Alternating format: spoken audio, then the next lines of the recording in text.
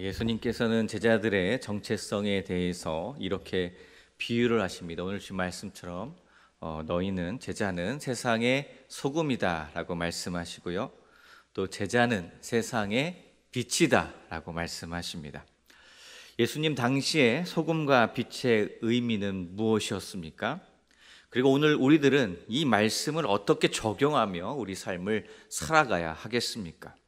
우리의 삶의 자리에서, 또 가정에서, 또 일터에서, 또 교회 공동체에서 소금과 빛으로 살아내기란 참 쉽지가 않습니다. 어떤 이들은 소금의 맛을 내는 성도들이 사라졌다라고 말하기도 합니다. 또는 어떤 이들은 빛을 내는 교회가 드물다라며 한탄하기도 합니다.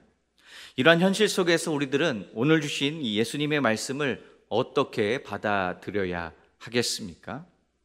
먼저 예수님께서는 참된 제자의 정체성에 대해서 말씀하실 때 소금으로 먼저 비유하셨습니다. 그 이유는요, 여러 가지가 있을 수가 있습니다. 먼저 소금에는 어떤 이미지가 있습니까? 깨끗함이라는 이미지와 의미가 있습니다. 그래서 유대인의 희생제사 때는요, 소금과 함께 드렸다라고 합니다. 그리고 소금은 방부제입니다. 소금은 부패를 방지합니다. 냉장고나 또 방부제가 없었던 당시에는 소금이 음식을 오랫동안 또 보존하는데 아주 중요한 역할을 했다고 합니다. 그럼에도 무엇보다도 가장 큰 소금의 기능이 있습니다. 그것은 누가 뭐래도 바로 맛을 내는 기능을 합니다. 소금은 맛을 냅니다. 그래서 맛을 내는 성도들에게는 그리스도를 닮은 맛과 엄청나게 매력적인 기쁨과 다른 사람을 향한 헌신에 대한 불꽃이 있어야 한다라는 것입니다. 그런데 세상의 교회는 어떠합니까? 신비한 부분이 있으면서 또 한편으로는 혼란스러운 부분이 함께 존재하고 있습니다. 그래서 존 스토트는요, 교회의 이중성에 대해서 이렇게 말한 적이 있습니다. 교회는 이미 거룩하다. 하지만 아직 거룩하지 않다. 교회는 완전하다. 하지만 아직도 불완전하다. 교회는 하나이다. 하지만 여전히 나뉘어져 있다라며 교회의 상황을 이렇게 역설적으로 설명한 적이 있습니다. 예수님의 제자들이 모여있는 교회는 깨끗해야 합니다. 또 세상의 부패를 방지하는 방부제의 역할을 해야 합니다. 그리고 교회는 무엇보다도 그리스도를 닮은 맛을 내야 합니다. 그 사명을 온전히 감당하지 못할 때가 참 많이 있습니다. 이러한 모습을 보면서 우리는 무조건 비판만 해서는 안 될 것입니다. 그렇다고 해서 아무 생각 없이 당연한 듯 그러한 현실과 타협해서도 안 될 것입니다. 그렇다면 어떻게 해야 하고 어떻게 살아야겠습니까? 늘 긴장감 속에서 또 나 자신을 겸손히 돌아볼 줄 알아야 합니다. 오늘 우리가 소금의 역할을 잘 감당하고 있는지 우리 스스로를 살펴볼 수 있어야 합니다. 어떤 의미에서는 우리가 세상의 소금이 되자라고 말하는 것은요, 잘못된 표현일 것입니다. 왜냐하면 예수님은 이미 우리들에게 이렇게 말씀하십니다. 너희는 세상의 소금이다 라고 이미 이렇게 말씀해 주셨습니다. 그리스도인은 세상의 소금이다 라고 말씀하셨습니다. 이미 소금이라는 것입니다. 소금이 아닌데 억지로 소금이 될 수는 없습니다. 그것은 불가능한 일입니다. 하지만 예수님께서 말씀하셨습니다. 주를 믿는 우리를 향하여 이미 소금이라고 명명하신 것입니다. 그렇다면 우리의 할 일은 무엇입니까? 소금으로서의 맛을 잃지 않아야 하는 것입니다. 고대 세계에서는요, 소금은 아주 귀중한 자산이었다고 합니다.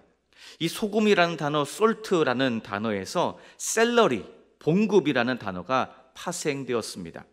과거의 로마에서는요, 군인들이 보수를 받을 때 금화나 돈이 아니라 소금으로 보수를 지급받았다라는 기록이 있습니다. 그만큼 소금이 중요했다는 것입니다. 옛날 중국 당나라에서는요, 세금의 절반이 소금세였습니다. 만리장성을 지는데 필요한 돈도 이 소금을 팔아서 충당을 했다고 합니다. 로마의 황제 아우구스투스는요, 전쟁을 앞두고 소금을 공짜로 배급하면서 민심을 얻기도 했다라고 기록되어 있습니다.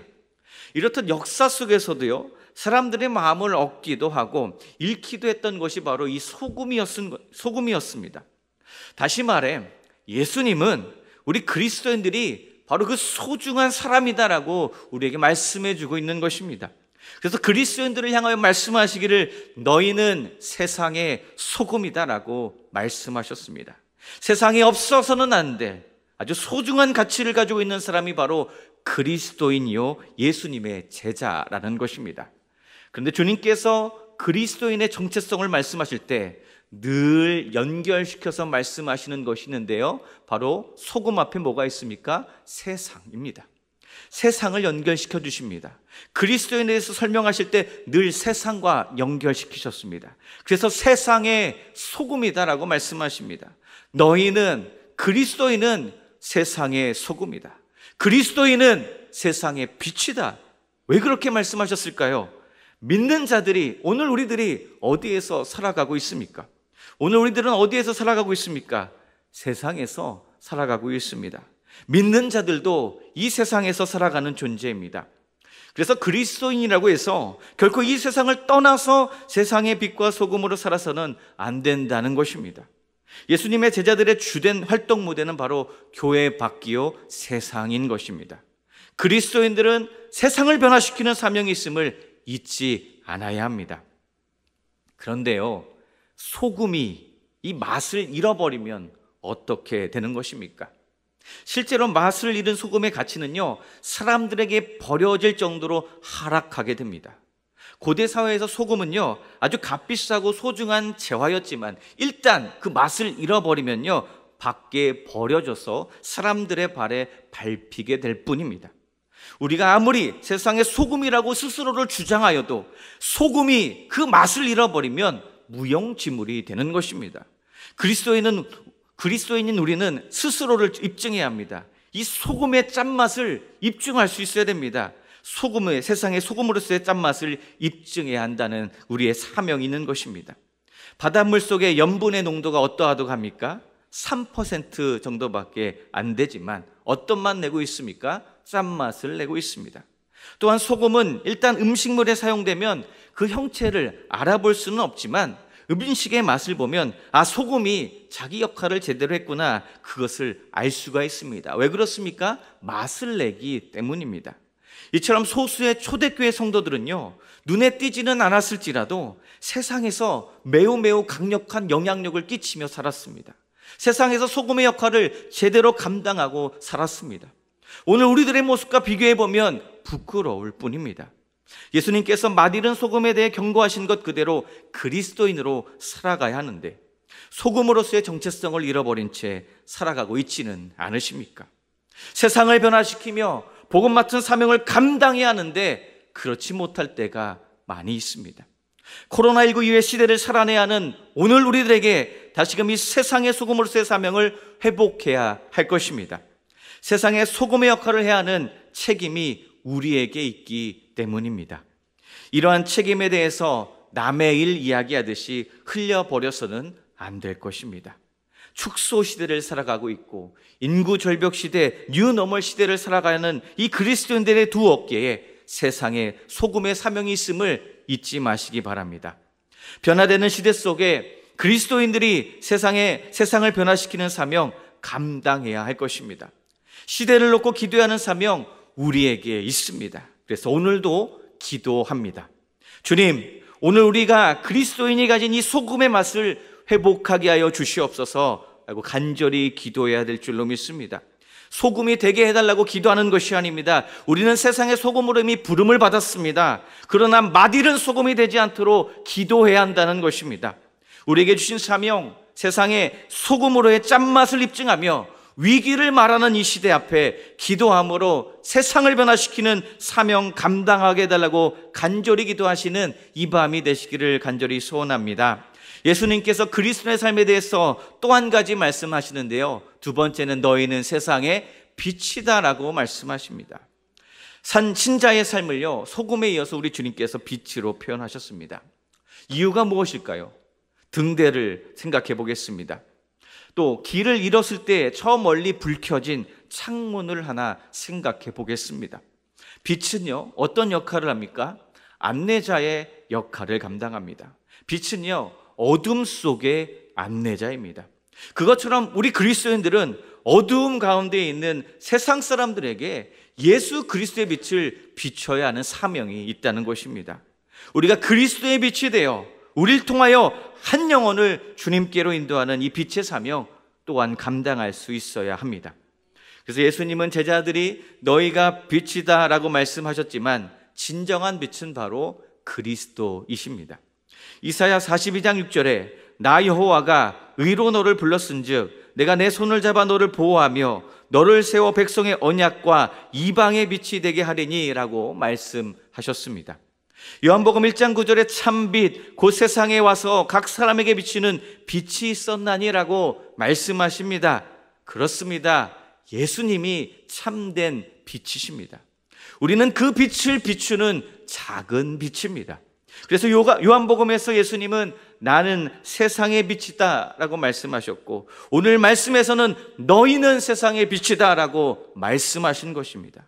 이 두 문장을 합하면요, 나는 세상의 빛이고 너희도 나와 같이 세상의 빛이 되어라 라는 주님의 말씀입니다. 그래서 예수님은 우리에게 작은 빛으로의 사명을 주셨습니다. 이것이 바로 예수님의 제자들이 사람들 앞에 빛을 비추어야 하는 이유가 되는 것입니다. 우리의 등불을 켜서 등잔대 위에 두시기 바랍니다. 등불을 켜놓고는 그것을 그릇으로 덮어두거나 등잔대 아래 숨겨서는 안 될 것입니다. 등불은 등잔대 위에 올려놓아야 합니다. 등불을 올려놓아야 방안을 환하게 비출 수가 있기 때문입니다. 그렇게 해야 산 위에 있는 동네가 숨겨지지 못하게 됩니다. 우리 구주 예수 그리스도께서 세상의 빛이기 때문에 이제 우리들도 어둠 가운데 있는 사람들에게 빛이 되어야 하겠습니다. 바울은 다메섹에서 예수님을 만난 적이 있습니다. 그때요, 어떤 일이 있었습니까? 하늘에서 밝은 빛이 바울을 비추었습니다. 주님의 빛이 바울에게 비춘 후에요, 바울은 핍박자에서 이제는 세상의 빛을 비추는 전도자가 된 사건을 겪었습니다. 바울은 어둠 속에 있었던 이방인들에게 예수 그리스도를 증거하는 그 빛의 사명을 감당하게 되었습니다. 오늘 우리가요, 세상의 빛으로 살아가야 할 등잔대 어디입니까? 세상의 빛의 사명을 주신 대로 끝까지 감당해내시기를 주님의 이름으로 간절히 부탁드립니다. 오늘 신 말씀을 기억합니다. 예수님의 제자는 먼저 세상의 소금입니다. 우리는 세상에 침투하여 하나님 나라의 맛을 내어야 한다는 사명이 있습니다. 그래서 먼저 우리가 세상의 소금으로 살아갈 때 소금의 맛을 지켜내야 될 줄로 믿습니다. 결코 맛있는 소금 되어서는 안 될 것입니다. 짠맛을 유지하며 세상에서 주신 복음 맡은 사명을 잘 감당해야 합니다. 오늘도 기도하는 시간에 이렇게 기도하시기 바랍니다. 세상의 소금의 사명을 잘 감당케 해달라고 기도하시기 바랍니다. 이 사명 감당하는 일 쉽지는 않지만 포기하지 않게 해달라고, 세상과 타협하지 않게 해달라고 기도하시기 바랍니다.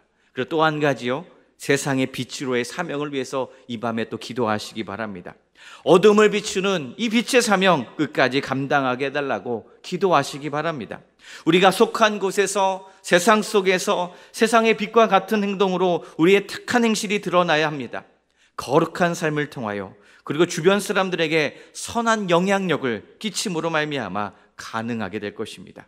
그렇게 어둠을 비추는 빛의 사명 잘 감당하게 해달라고 또 믿음으로 기도하는 이 밤이 되시기를 주님의 이름으로 부탁드립니다.